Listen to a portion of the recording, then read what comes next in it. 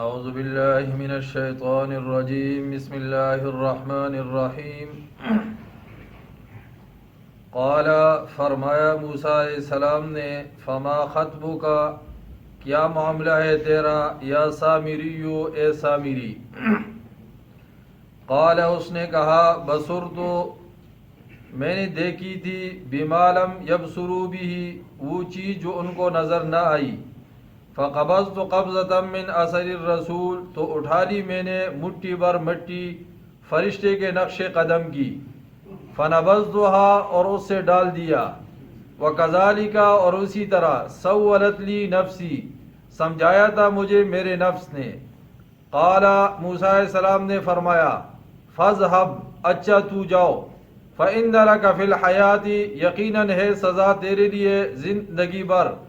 ان تقول لا مساس کہ کہتا رہے تو کہ مجھے نہ چھونا وَإِنَّ لَكَ مَوْعِدًا اور بے شک تیرے لیے ایک وقت مقرر ہے عذاب کا لن تخلفه جو نہیں ٹل سکے گا تجھ سے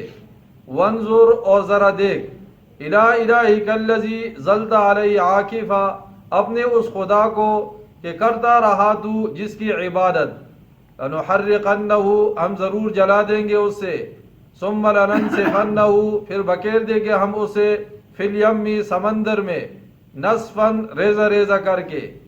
انما الہکم اللہ الذی حقیقت یہ ہے کہ تمہارا معبود اللہ ہے الذی وہ اللہ لا الہ الا ہوا نہیں ہے کوئی معبود سوائے اس کے وسع حاوی ہے وہ کل شیء ہر چیز پر علماً اپنے علم سے گزشتہ دروس کے اندر یہ بات بیان ہوئی کہ موسیٰ علیہ السلام سے قوم نے مطالبہ کیا کہ ہمارے لیے کتاب قانون کی کتاب کوئی لے کر آ جاؤ موسیٰ علیہ السلام نے اللہ سے دعا کی اللہ نے فرمایا کوہ طور پر آ کر 40 دن کا اعتکاف کرو وہاں آپ کو میں کتاب دے دوں گا پیچھے اپنا نائب اور خلیفہ بنایا حضرت ہارون علیہ السلام کو کہ قوم کو بڑی مشکل سے شرک سے نکال کر لایا ہوں ذرا ان کی دیکھ بھال کرنی ہے 20 دن کے بعد موسیٰ علیہ السلام کو پتہ چلا کہ آپ کی قوم فتنے میں پڑ گئی ہے موسیٰ علیہ السلام جب کوئی دور سے واپس آئے تو آ کر جب اپنے قوم کو شرک کے اندر دیکھا تو سب سے پہلے اپنے بھائی کو خطاب کیا قوم کی طرف مخاطب نہیں ہوئے سب سے پہلے اپنے بھائی کو پکڑ لیا داڑھی سے اور سر کے بالوں سے کہ دیکھو قوم گمراہ ہوئی ہے اور آپ میرے پیچھے نہیں آئے ہارون علیہ السلام نے اپنا عذر بھی پیش کیا کہ میں نے اس لیے آپ کو شکایت نہیں لگائی کہ قوم تفرقہ بازی میں مبتلا نہ ہو جائے مفسرین فرماتے ہیں موسیٰ علیہ السلام عمر میں چھوٹے تھے ہارون علیہ السلام عمر میں بڑے ہیں پیغمبر دونوں ہیں دینی معاملے کے اندر چھوٹا بڑے کے اوپر غصہ کر سکتا ہے اس لیے موسیٰ علیہ السلام چھوٹے تھے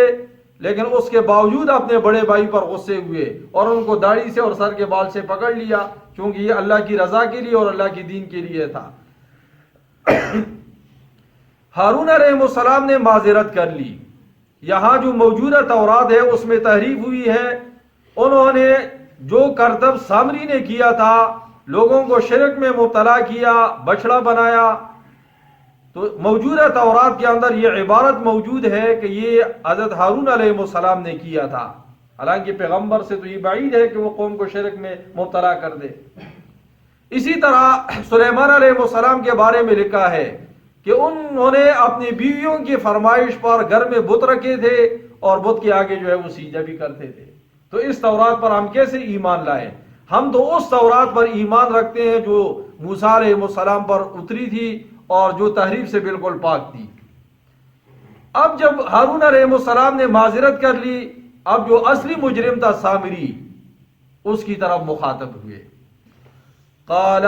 فرمایا موسیٰ علیہ السلام نے فما خطبک یا سامری کیا معاملہ ہے تیرا اے سامری قال اس نے کہا بصرت میں نے دیکھی تھی بما لم یبصروا بھی وہ چیز جو ان کو نظر نہ آئی فقبضت قبضة من اثر الرسول تو اٹھا لی میں نے مٹھی بھر مٹی فرشتے کے نقش قدم کی۔ بعض مفسرین فرماتے ہیں کہ یہ مٹی اس وقت جب انہوں نے دیکھا جبریل علیہ السلام انسانی صورت میں جب اس دریا کے قریب پہنچے تو فرعون آگے جانے سے ڈر رہا تھا کہ دریا میں کیسے جائیں گے۔ جبریل علیہ السلام کو اللہ نے بھیجا انسانی صورت میں، وہ اپنے گھوڑی کے اوپر سوار تھے، انہوں نے اپنی وہ سواری اس دریا میں ڈال دی۔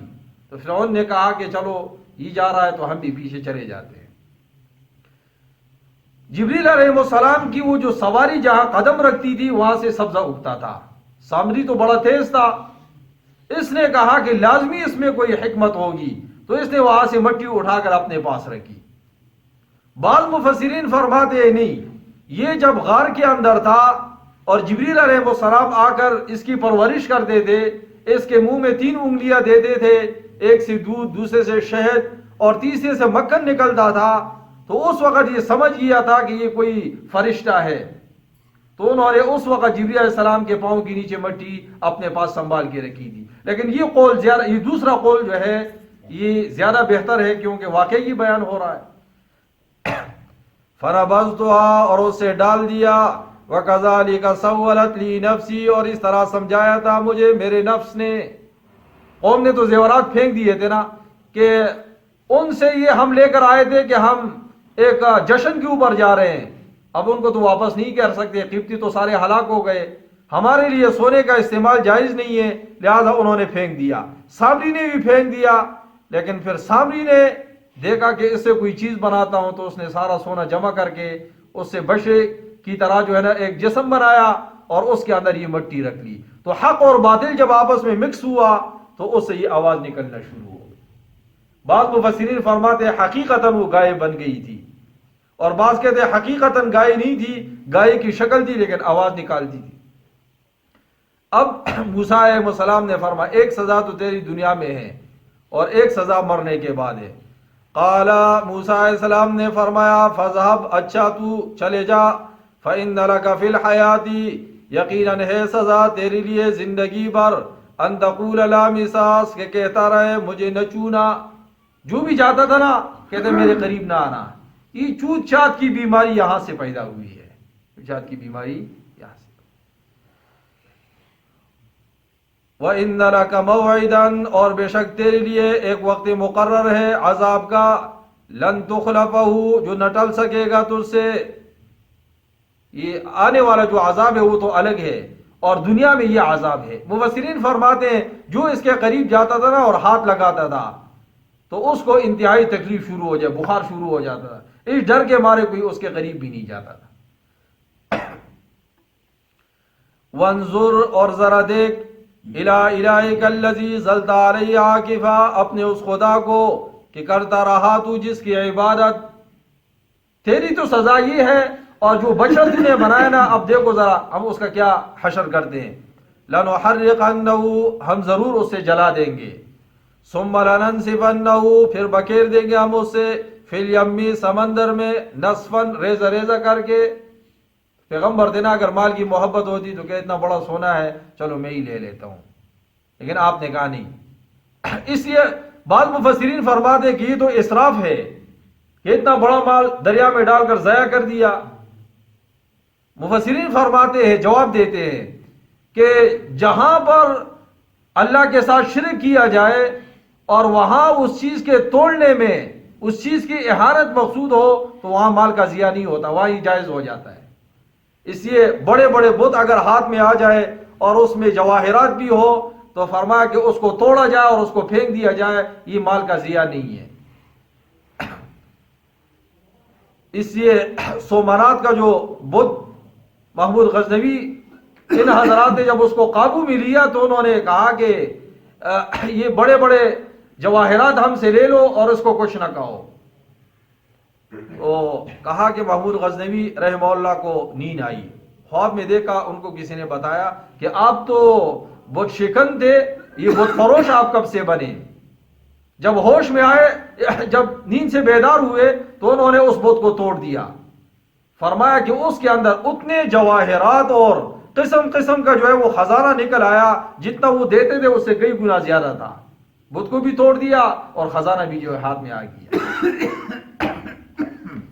اب حقیقی دعوت کی طرف آئے، انما الہکم اللہ الذی، حقیقت یہ ہے کہ تمہارا معبود اللہ ہے، الذی وہ اللہ، لا الہ الا ہو کہ نہیں ہے کوئی معبود سوائے اس کے۔ یہ حقیقی دعوت، جدھر بھی جاؤ نا یہ دعوت، کلمے کی دعوت دو۔ موسیٰ علیہ السلام نے غصہ کر کے ساری چیزیں بیان کرنے کے بعد پھر کہا یہ ہو سکتا ہے دل نرم ہو جائے۔ وسع کل شیء علما، حاوی ہے وہ ہر چیز پر اپنے علم سے، ہر چیز پر اپنے علم سے جو ہے وہ حاوی ہے، لہذا اسی الہ کی پوجا کرنا چاہیے۔